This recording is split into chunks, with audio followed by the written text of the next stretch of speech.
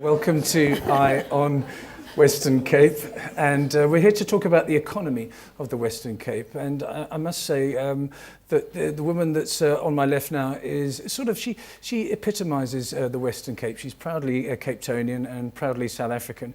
And I suppose, Helen, you and I, as Cape Townians, have this stigma that we are, I think, a little bit laid back. I thought this was an urban legend, but in fact, it's not, because I've had two incidences recently. One, a very famous FM DJ came down to Cape Town a couple of weeks ago, and I had a meeting with him. He said, "How do you work here? How on earth do you work here? Because nothing goes on." And then there was another, a chap, an advertising agent, a very high-powered one, who, the good news is he ordered I don't know, a piece of furniture or something from a Cape Townian designer. Good news. Bad news is, after 8 weeks, he hadn't heard from that person. We have to throw off this stigma of being too laid back, don't you think? Well, most certainly, but I really don't experience it in the environment that I work in. And I think that many people have just the opposite experience in trying to make the Western Cape one of the best run regional governments in the world. That's our aim. And I think to create the partnerships that are going to achieve those kinds of results in every area. I think people think we're laid back because many people come here on holiday, and it is a fantastic environment to have a holiday.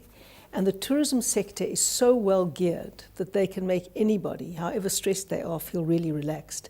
And that is because people in the tourism sector look as if they're calmly paddling like a duck on water, but underneath the feet are going furiously. So I think that there is a real work ethic in the Western Cape and a good skills base that we have to build more and more. And that is why people get the impression of it being a laid-back place, because the rest of us are working so hard. And we do punch above our weight, of course, because we've got, I think, 10% of the population, around about 11% of, what was that statistic? I saw that's the land mass, I think actually 10.6%. Yeah.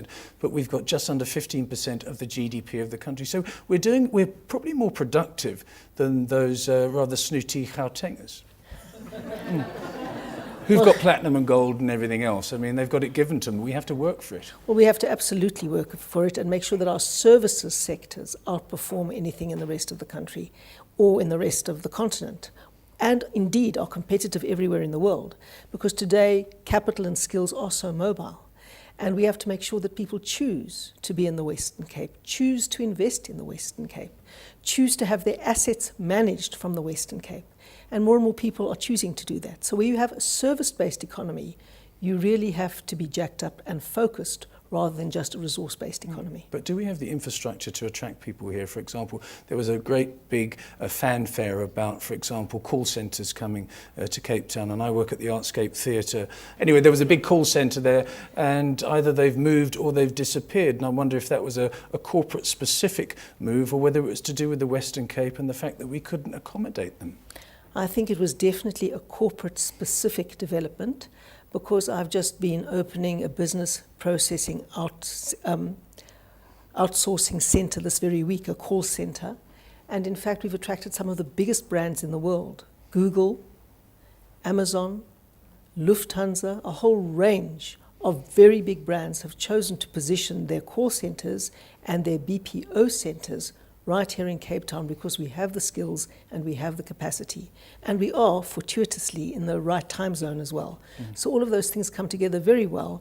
And I'm assured by the very biggest names internationally that Cape Town is the preferred investor destination. But Joburg's also in the right time zone. So what are we doing? I mean, apart from the fact we've got the mountain and the beaches and the good-looking people and the winelands and everything else, and the laid-back attitude and the welcoming attitude, there must be some incentive that you can give the corporate worldwide who's got lots of destination choices for his and her business. There must be something that you're doing in order to bring them in, or isn't there?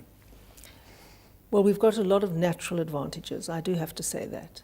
Anybody who's been to the Western Cape and experienced the lifestyle and the beauty of the place would love to be here if they could make the choice viable and feasible. And our job is to make that choice viable, feasible, competitively advantageous, and indeed the place that people choose first. And that is why we're trying to make sure that all the services work. That is why we've got a red tape reduction unit that is on call 24 hours a day to ensure that when unnecessary red tape arises, we cut through it. That is why we've got a skills development forum that anticipates demand-driven economic growth and finds out where the skills are going to be needed when investment happens, and to ensure that we partner with our tertiary institutions, our colleges, private institutions, to ensure that those skills are developed. And we try and be a facilitative government. We try and say, before we can create jobs, we have to have investment. Before there are more employees, which is what we need so badly in South Africa, there have to be more employers. And employers with capital and skills can invest anywhere they like. So why should they choose us? Maybe we could take a step back, though, and have a look at the economy of the Western Cape. 14.5% of South Africa's GDP. We've got tourism, we've got financial services. What else? We've got maritime. I was at the CTITC yesterday at a maritime conference. What else? Clothing and textiles, agriculture. Oil what is and the gas, focus for you? Well, there are the established components of the economy, the economic sectors that we really want to support and enable to grow. Asset management is huge. Agriculture and agro-processing, and the extent to which Cape Town is the premier port for the export of our agricultural products and the beneficiated products is very, very important. And also we have a niche manufacturing area sector in which there's some very exciting things happening. For example, some of the biggest Japanese brands' television screens, LED televisions, are produced right here in Cape Town. Then there are the emerging sectors that are very important to us, oil and gas, with the extraordinarily rich oil and gas finds up the west coast of Africa. And we want to be the key servicing hub for the oil rigs and the entire sector. And then there is the green economy, which has enormous potential and which is attracting very significant interest from international. What do you mean by that? Wind farms and that sort of thing? Well, what we mean is everything linked to producing energy in an environmentally sustainable way, and all the downstream support services for that. Must be difficult, though, to think of going up to Paternoster for a delicious seafood lunch and seeing some great big windmill in front of you and spoiling the view. But I mean, it's obviously going to be managed. But is that really a viable sector? I mean, obviously we're still going to be reliant on Coburg and other sort of the fossil fuels like coal. But do you think the Western Cape can contribute to the national grid through green energy? Well, judging by the extent of the international and domestic interest in investing in it, yes, the answer is yes. But the role of governments is not to pick winners and decide where the economy is going to grow. We have to anticipate where the private sector sees opportunity and make sure that it's easy to move into those sectors.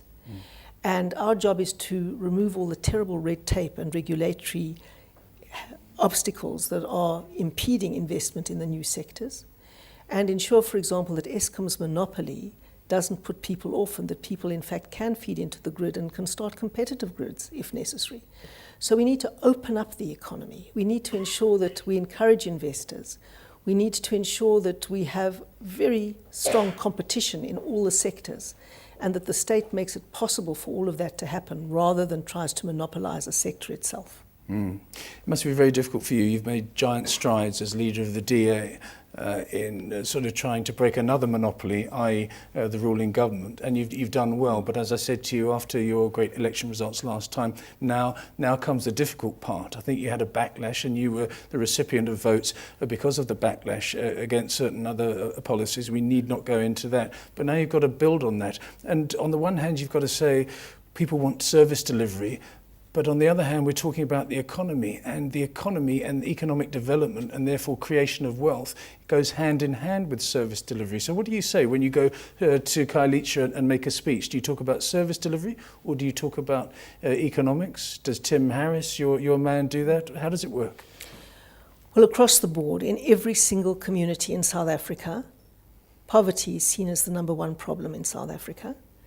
And poverty is as entrenched as it is because we don't have enough jobs. And so creating the context for job creation becomes the single most important policy initiative there is in the country. And obviously there isn't only one silver bullet. It's an entire ecosystem and environment that a government has the responsibility of creating to attract investment. And you won't have jobs without investment. You know, people blithely talk about creating jobs, as if a government can go out and wave a magic wand and create jobs. You have to have a sustainable, viable economy that is creating wealth. And that is what we need to get right. And so we have to understand in South Africa, as we have to everywhere in the world, that without investment you don't get growth, and without creating more employers through businesses, you don't have more employees. And so Clem Sante is quite right when he says if we want 5 million jobs, which we do, we have to focus on creating 1 million new businesses. And particularly we have to focus on creating the conditions in which the tiny little startups can be viable small enterprises. Because when people are entrepreneurial enough to start a tiny business, then you want to enable them to grow. And instead of employing 1 or 2 people, you want them to employ 3, 4, 50 people. And so it's creating that kind of environment, that kind of ecosystem that's conducive to that we're trying to drive and grow into. How do you do that? Because it's obviously to do with the private sector as well. And when I say the private sector, I mean the banks. And let's talk about the big 4 banks. Banks are in focus at the moment because of their bad behaviour, whether it be in the United Kingdom, in Spain, or in the United States of America. South African banks, luckily, are immune from certain of those bad behaviours. But if I want to start up a business, I'm not going to come to you. I'm going to go to the bank and say, will you lend me the money? If they won't lend me the money, it doesn't matter what policy you put in place, I have to go through a bank. How can you break that barrier? One does have to borrow money, and a lot of really entrepreneurial businessmen have seen that gap and are making more and more unsecured loans in contexts where it's proving very viable in the South African context. So that was a very pioneering initiative by a new bank that emerged on the scene. So that creates an opportunity that people are moving into. But there are some very interesting examples of people who are able to grow small businesses without securing large loans, although access to capital is a major constraint, and we have to acknowledge that.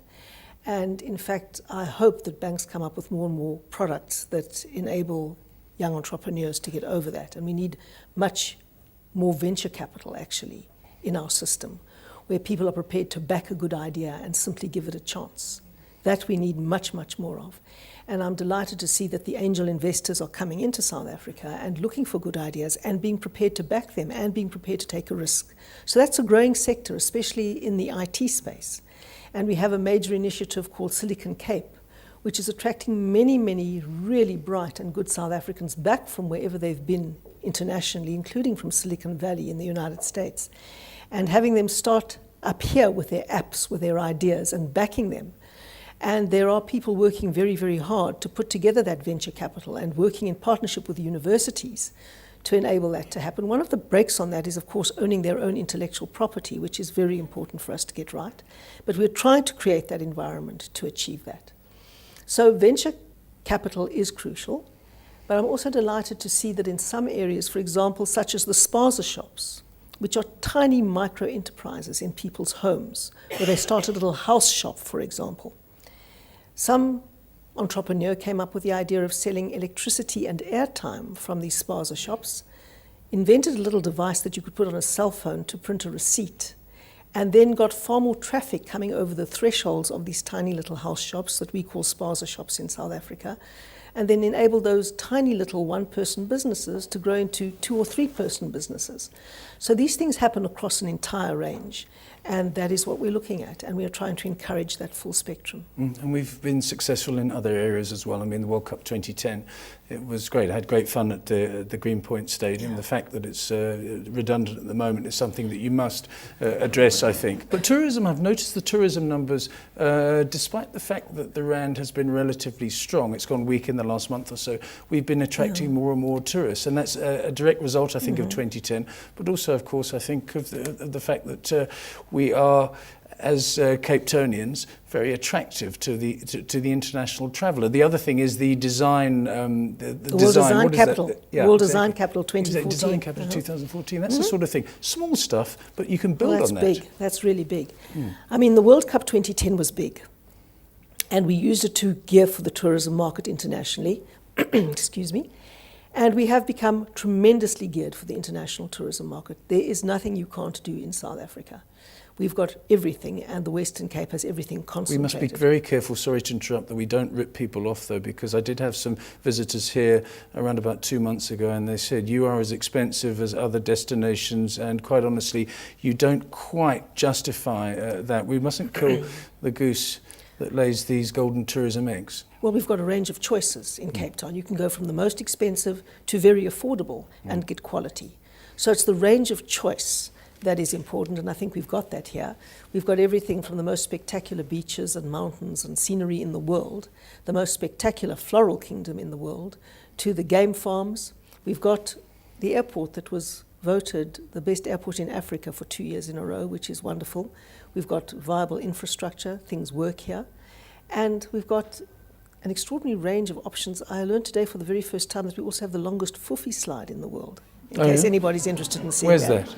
I think it's in somewhere in Ceres or somewhere like that. It's not in Cape Town, but it's probably one reason why people have to take their children there. So there are an amazing set of different options for people who want anything. And that's why we're attracting tourists, although it's a major challenge because our key tourism markets are Germany, the UK, and the Netherlands.